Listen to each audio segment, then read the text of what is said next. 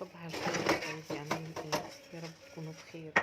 النهارده بقى انا قلت اغسل معاكم المواعين ومنهم حبايبي الصغيرين في السن يتعلموا ازاي يدعكوا المواعين الألمونيا او اي مواعين تبقى يعني زي الميلامين، الستانلس. كل حاجة هتشوفيها دلوقتي على الطبيعة بطريقة غسيلها الصحيحة والمظبوطة. بس عايزة ألفت نظرك على حاجة، هي ليفة مواعين وليفة سلك من اللي هي بتتباع في كيسة، اللي هي بتتباع في ورقة مغلفة كده، عارفينها؟ السلك الألمونيا، سلك اسمه سلك ألمونيا، مش سلك اسمه سلك ألمونيا، نوعه ألمونيا، مش النوع اللي هو بيصدي اللي بيتقص بالمقص ده. لا، دي واحدة بس في علبة، وبتفتحيها وتحطيها على الليفة دي. ما كنتيش تزهقي منها وترميها، ما بتخلص يعني، ما فيش طبعا وفر اكتر من كده. ففي اخر مرة جبتها ب5 جنيه، لا ب2 جنيه ونص كمان. جبتها ب2 جنيه ونص من محطة مصر، انا من اسكندرية، انا جبتها من محطة مصر ب2 جنيه ونص، جبت 2 ب5 جنيه. دي بتحطيها على الليفة العادية اللي هي جواها سفنج وبتفتحيها. الستانلس ده لو في حتة بقعة سخنتي فيه اكل بتغسلي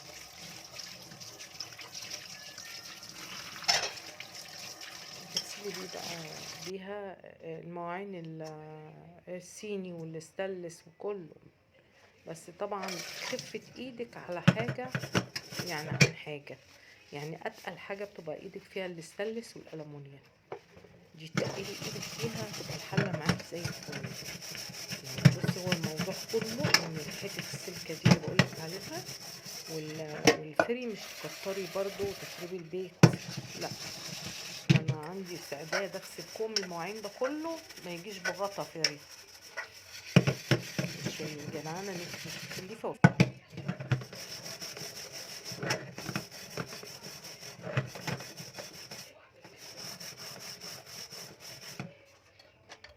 كل الموضوع ان انت تقلي ايدك عليها تتباع. بصي بقت زي الشمع، صدقوني. النور مش موضحها قوي والله، هي انضف، يعني شكلها انضف من في الكاميرا كده، بس هي في الكاميرا نضيفه برضو، في التصوير نضيفه فل، مش نضيفه بعقل. بصي دي برضو انا دي اللي انا خلصتها، دي بقى واحده تانية حله تانية. بصي ما كان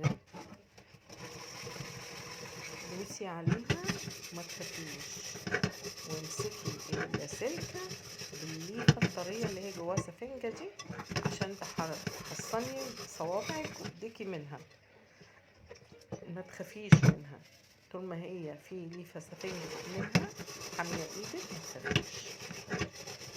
بس ادعكي بقى ووريهم الألمونيا، ووريهم في دولابك ألمونيتك شكلها ايه. عايزاكي تدعكي الألمونيا وتتباهي بيها وتدعيلي الله يبارك لك.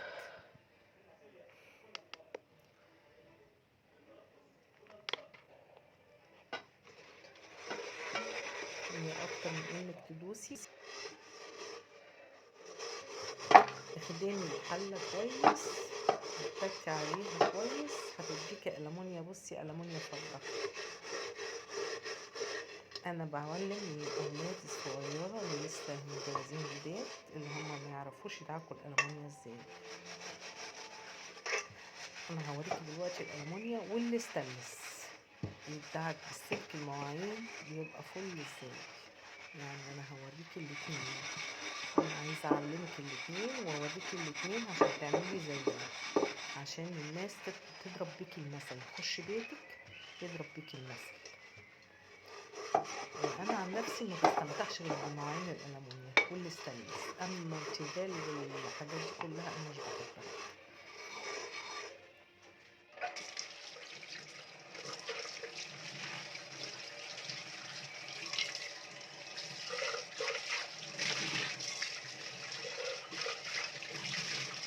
شايفه الجمال؟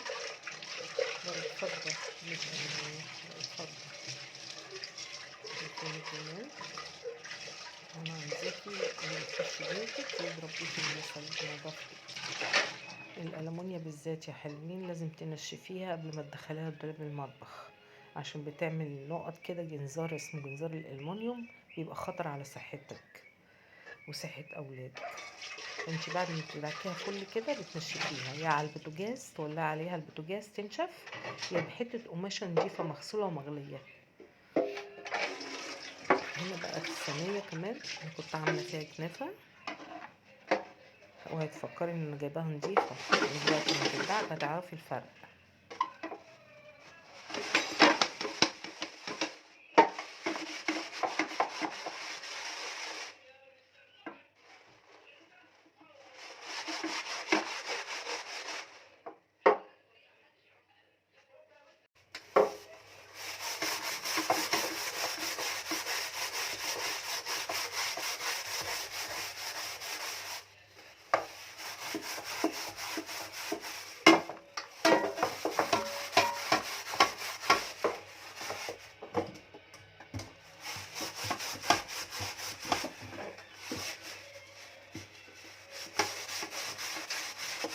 خدي بالك من طريقة الدعك، من اخد الحروف بتاعتها ازاي، خدي بالك وافهمي ازاي، عشان لما يبقى عندك كمية ما تبقاش الحتت دي داخل فيها وسخة مش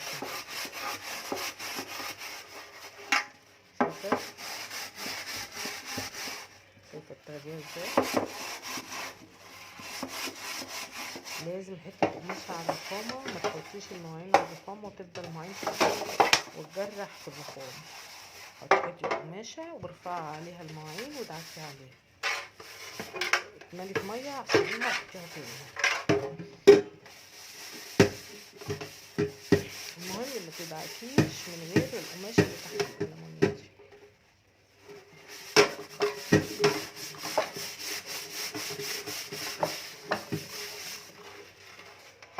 يا رب النهارده يكون الفيديو فيه افاده ليكم.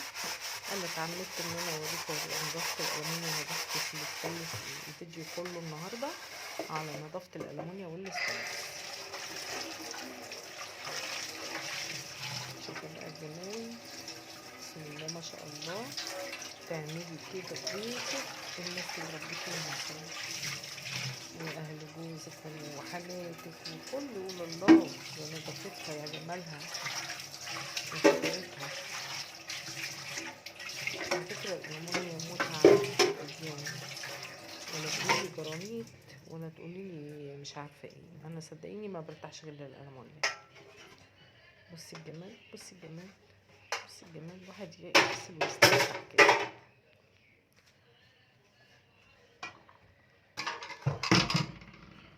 بصي بقى الطاسة الصغيرة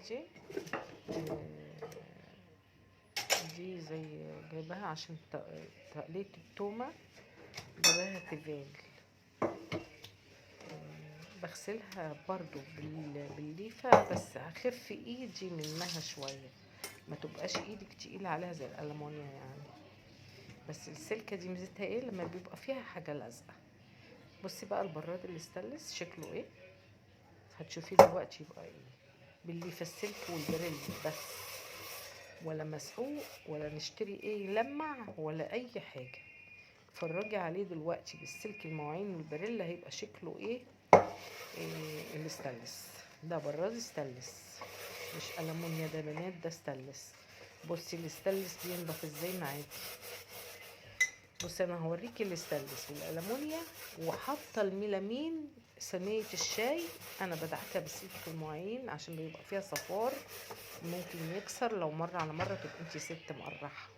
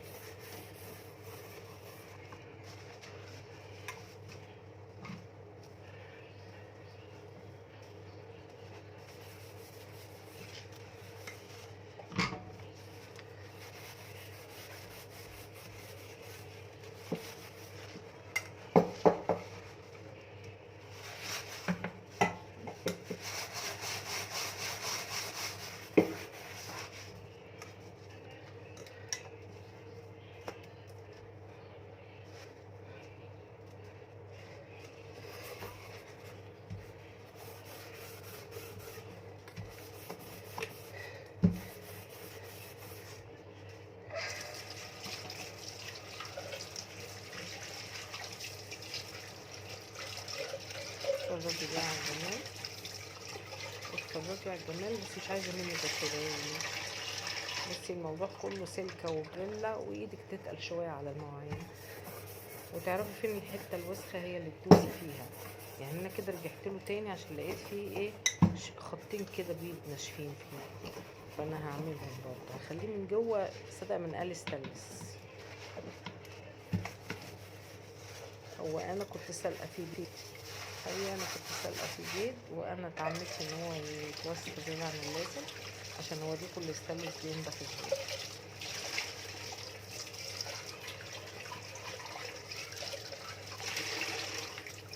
بصي بصي الجمال كله واحد.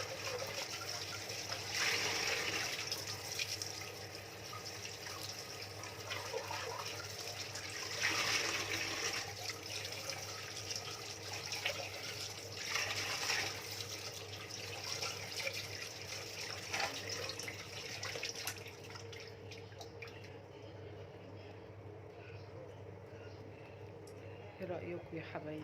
ايه رأيكم؟ ايه رأيكم الاستانلس ندب بايه؟ بسلكة وبريل اهو، عشان ولا تحتاري شمال ولا يمين. خليكي معايا نجوى، يومك احلى مع نجوى، وحياتك احلى، وبيتك انضف معايا. انزلي اشتركي بقى في كده القناه صفرة، لو انت ما اشتركتيش لسه، شرفيني. ومن تحت صفرة ونوريني بتدعك برضو باشتراكك، بالسلك. وانزلي دوسيلي على اللايك. حبيبة قلبي، شايفاكي شايفاكي يا وحشة اللي مش عايزة تحطي لايك. ليه البوك ليه ده؟ انا بحبك يا حبيبتي. انت بتحطي لي لايك. فين بقى الصينية الميلامين بتاعتك بسلكة برضه بقت فل. لا بصي هشوف الجمال، شوفي الجمال والنظافة، شوية بريل وحتة سلكة خلوا المواعين شكلها ايه، فل. ما تقعديش تدوري على مساحيق وحاجات تشتريها بالغالي من بره. السر في ايدك، السر في شطارة في ايدك، انهي حتة اللي تدوسي فيها وتدوسي فيها. السر فيكي انت، مش في المسحوق اللي انت تشتريه بالغالي من بره، وتدوري في محلة، وتدوري في كارفور، وتدوري وتجيبي حاجات غالية وبالغالي. ليه هي سلك المواعين الألمونيا اللي بيتباع بره، مش سلك اللي هو بيصدي. لا، اللي بيصدي ده بيبقى ريحته وحشة قوي في المواعين. السلك الألمونيا ده جميل.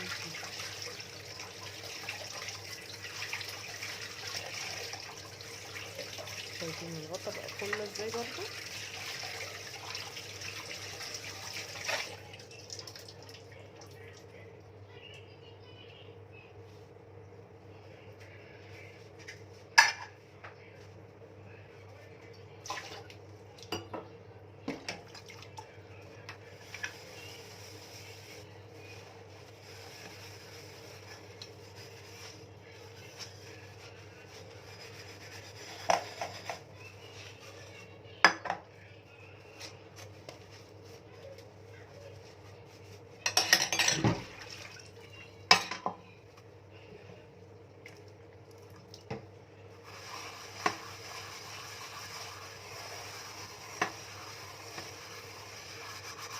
انا الطاسه دي كنت شاويه فيها فراخ، بس طبعا نقعتها بميه.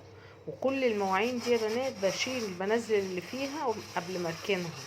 ما بركنهاش بالمكان الطبيخ ومكان الحاجه، لا، افضيهم وانضف المواعين شاطفه كده مكان ما نزلت منها الاكل، واركنها عند ما اجي افضلها بقى تبقى فاضيه مغطيه.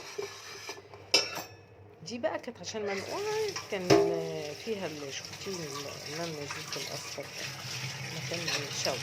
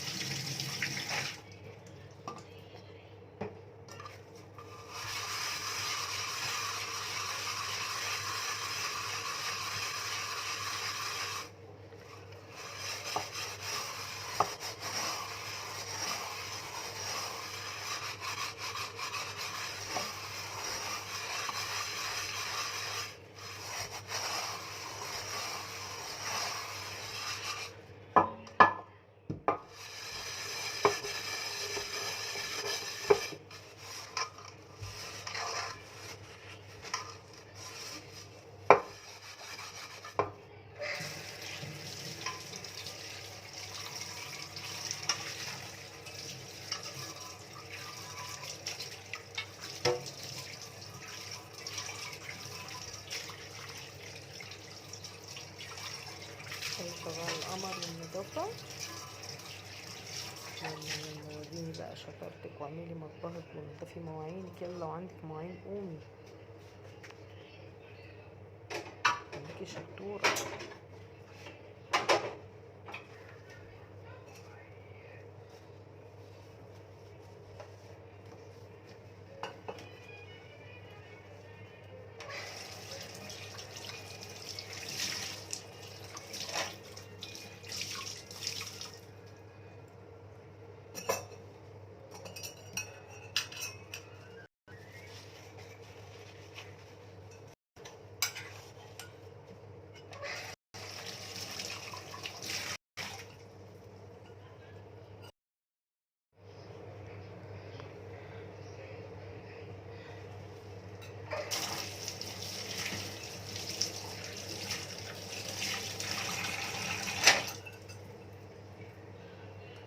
بقى كده تشوفيها بقى شكلها يبقى ايه. ستانلس دي برضه كان كده ستانلس بالسلك والبريل يا بنات، والستانلس والألمونيوم ملهمش أي تالت. ما تقوليش أي حاجة تجيبيها من بره عشان هو السلك والفري.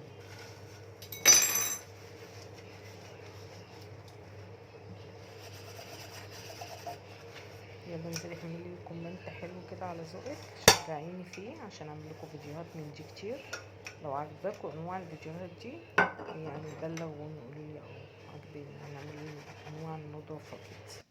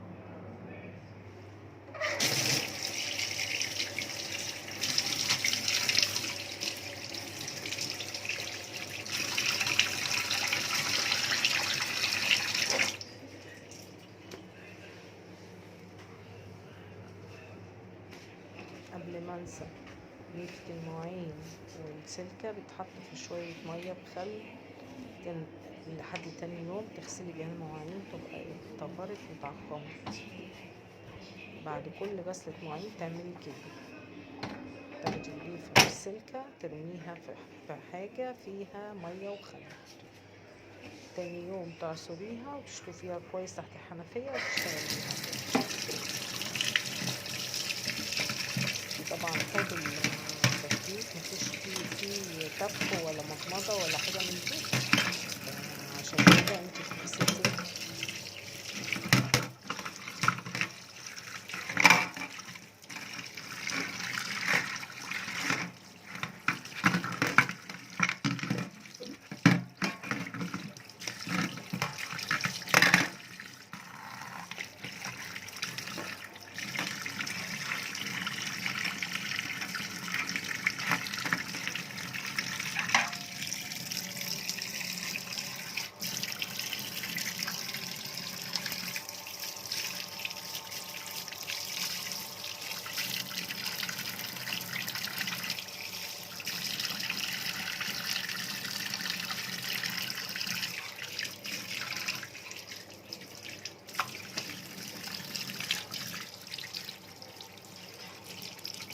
الفيديو ناقص له دقيقتين ويخلص، وانا جبت معاكم المواعين لحد ما غسلت الحوض قدامكم عشان تشوفوا النظافه كامله. ويا رب يكون افدتكم واديتكم معلومات حلوه شيقه تعجبكم. وما تنسينيش بقى بكومنت جميل ودعوه حلوه ولايك. كده اترككم في حفظ الله ورعايته واقول لكم باي باي، مع السلامه حبايبي.